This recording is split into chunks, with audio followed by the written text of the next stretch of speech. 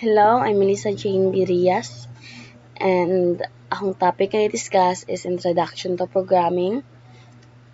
We discuss ng programming context, flowchart, pseudocode, epochart, IDE, Java and Python installation. So what is programming? Programming is very important nowadays because it powers almost all modern technology, such as computers, smartphones, websites, apps, and even cars and appliances. So,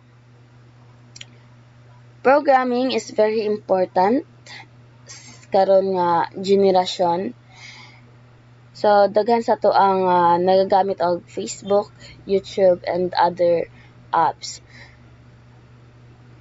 Tas kadtong mga examples nga akong gi-mention kay belt and are built using programming. So, without programming, wala sab to akong mga apps nga gipang mentioned. So, dako kayo tabang ang programming, di ba? So, okay. So, programming is the process of creating executable computer programs to automate tasks or solve problems. So, I will show you an example where I will give instructions sa computer. So, dire nag-assign ko. Dire ga-instruct ko nga i-display ning value sa P and value sa J, which is hello world. So, dapat ang resulta niya is hello space world, which is money ang result kung i-print ay kung i-run siya. So, that's the example of giving instruction to the computer. Next. So, ang pag-program is dili sayon. Na siya quality requirements nga need ma-satisfy sa imuhang final output. So, naay 5 ka unknown ka fundamental properties. Pinaka most important. The first one is reliability. So, kasaligan kung sa Bisaya pa. Kung unsay resulta sa imong program, dapat sakto ug walay sayop. Next is robustness, lig-on. Dapat ang imong program kabalo mo handle sa mga unexpected nga mga issue gracefully. Kabalo siya kung unsay buhaton kung masayop man ganig input. The third one is usability, magamit. Dapat sayon sabton og sayon gamiton ang program. The next is portability, mudagan. Dapat mudagan imong gi-program on different hardware and operating systems. Next is maintainability. Maintain from it for itself. Maintain. So, if ever gamiton sa future developers ang program, dapat maintain ang program habang i-update, i-fix, or i-enhance. And then the last one is efficiency or performance. Meaning, gamay ra iyang kaunon nga memory, time, and etc. So, programming methods and approaches. So, there are 3. Procedural programming. So, ga-focus siya sa ga-focus siya sa sequence sa instruction. Bahala sagol-sagol na imong kuan, hugaw kaayo, tan-awon, basta kay nag-focus sa siya sa sequence of instructions. However, this is structured programming, same siya sa procedural, pero mas clear siya kay iyang ginabay structure ang pag-program. So, the last one is object-oriented programming. So, kani siya kay gamit siya og object sa iyang code to encapsulate data and that encapsulate data and behavior. So there are 4 programming design tools. The first one is narratives. Narratives is a plain text. RAG essay. RAG essay ang pagpakita sa logical flow sa code. So for example, this example is from our instructor, Sir Junal. Hi, sir. So, dali nagatag siya og problem and this is the solution. And this solution is the narrative. So, makita nimo ang step by step nga iyang gihatag nga solution. So, naabot iyang indicate diri ang end, ang sa pag-end sa program. So, dali asab siya masabtan kay naka-plain text siya. And the next one is IPO chart. So, IPO chart has naay tulo ka main parts, which is ang input, process, and output. So, input, which is ang data nga i-receive gikan sa gi-input sa user. Then process, ang steps nga buhaton sa gi-input nga data. Then output, kay mo na siya ang result or outcome sa gi-input sa user. So for example dire, nag-input ang user og first, second, and third number. So process, iyang gi-print tong tulo ka numbers, then iyahada yung gi-add ang tulo ka numbers, then iyang gi-display ang sum. So mao ni siya ang mahitabo. Next is pseudocode.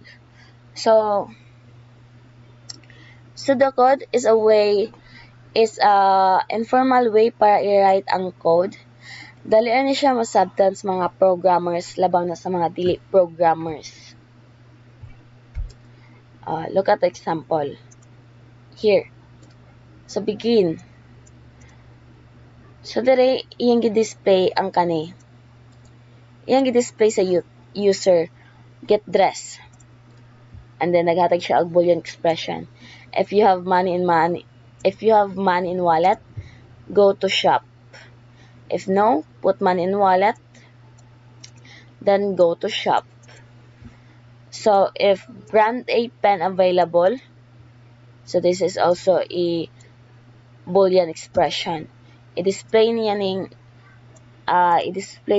take the pen, then make payment, and take note, kung mag-begin, na-end. Kung na-begin, na-end. Dapat naka-align. So, kung brand A pen is not available, else, that's else. Begin, display, is any other pen available? If yes, take the pen, then make payment, then end. Diba? Sayang na siya. So, the last one is flowchart. So, flowchart is visual diagram nga ga-show og step-by-step nga flow sa program gamit ang symbols and arrows. So, for example, here. So, for example, I'm using the Lucid chart. You can also use other web, pero mas ganahan ko diri sa Lucid chart. So, there is a Lucid chart, no? There. I will only show the very basic nga mga shapes nga ginagamit sa programming. So, kani, mo siya ang terminator or the start and end sa program. So, mo siya nga shape ang gamiton, which is oval. And then kani siya kay process. May siyang process. So, kapag sa example na ako dito sa IPO chart, diba sa process, kay iyahang gi-print or gi-display ni ang first number, third number, and second number. So, kung saan na dito, mo ibutang dere. And then, this one, the input. Wishes. excuse me, parallelogram. So, ang ibutang diri kay kung unsay ibutang sa user. Pero dili nimo ibutang diri ang input. Instead, take imong kuhaon ang gi-input nga first number, second number, and third number. And then this one is on page connector. So, kung gusto ka nga horizontal, landscape ang imuhang paghimo sa flowchart, pwede ra gid ka goods kayo magbutang ka og connector. In case nga dili sigo na, no? So, kung magbutang kag connector diri para masigo, dapat magbutang pod kag connector sa pinakataas sa start sa kuan. Okay, para makita pod nga connected sila. Same sa off-page connector. Meaning, dili sila same og page. Ang duha ka page nga dili same og page, kay imong i-connect. So, kani imong gamiton nga shape. So, nato example dire. So, this one, mo na siya ang example sa flowchart. So, nagamit pod ko dire og connector, no?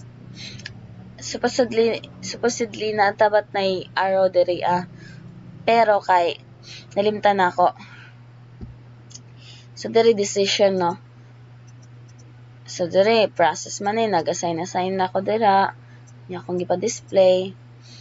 Akong gi-take ang input sa player 1 ug player 2, and then decision, Boolean expression. This player 1 has possible winning condition. If yes, display rules. Print player 1 wins, then end. Kung dili, iyang isa-isahon evaluate hangtod sa kung asa ni siya na correct. Ayha siya mag-end. So that's the flowchart. Okay. Next is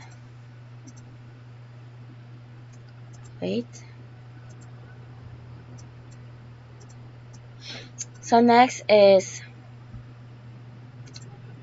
IDE or the Integrated Development Environment.